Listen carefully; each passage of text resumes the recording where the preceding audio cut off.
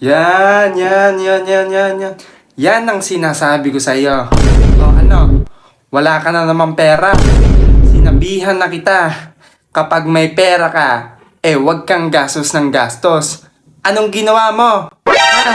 Pagkasahod mo agad, meron ka ulit order na parcel. Ha? Hindi lang isa, hindi lang dalawa. Sunod-sunod pa yung mga order mo na kahit wala namang kwenta pinag-order mo. Ha? Tapos, kapag nakakita ka ng ganito, ganyan, manifesting, ay, buffet tayo. Pupunta ka ng mall, kakain. Wala lang, papalamig. Kasi, ang iniisip, ay, minsan lang naman to. Ay, ngayon lang naman to. Tapos bukas, wala na.